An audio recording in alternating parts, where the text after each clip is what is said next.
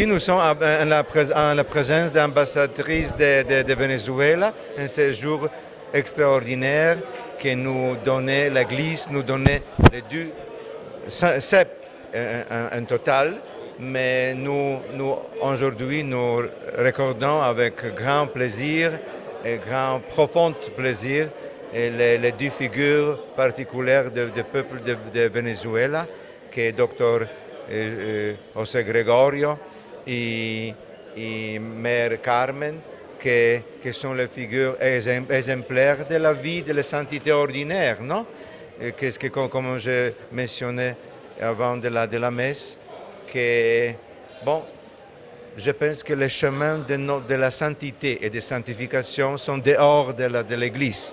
Donc, tous les chemins de notre vie sont les opportunités pour nous approcher à Dieu, nous vivre avec en paix, en tranquillité, avec sérénité, avec tout le monde. Mais la première chose, c'est la vie de paix et de tranquillité, de conscience, que nous sommes proches à Dieu. Toutes les choses sont plus faciles pour solutionner aussi les choses difficiles de notre vie. Je pense que ce message de la sainteté quotidienne, non, de chaque jour, et pour ça, nous demandons à Dieu la grâce pour une intercession de nouvelles saintes et d'être fortes, de réaliser notre vie avec plus grande conscience de chaque jour de notre vocation qui est proche à Dieu. Si nous sommes proches à Dieu, nous serons proches à la création et tous les hommes et les femmes qui sont notre frère et sœur, et avec toute la distinction des religions, des opinions, non? Qu'est-ce qui nous unit? C'est Dieu.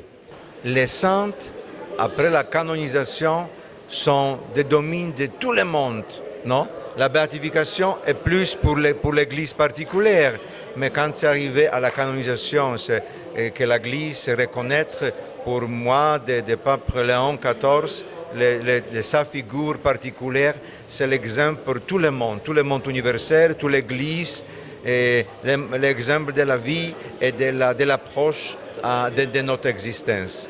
Non? La canonisation, c'est quelque chose de particulier, non?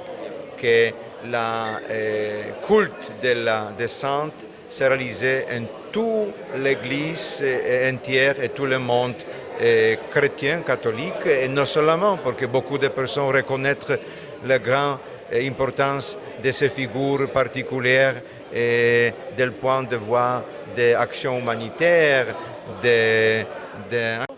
les autorités de la cathédrale de Dakar, merci beaucoup pour toute l'organisation et bien sûr félicitations au peuple du Venezuela qui se trouve au Venezuela mais en même temps qui se trouve à l'extérieur. On célèbre la canonisation du Dr. José Gregorio Hernández et de la Mère Carmen Rendiles Martínez.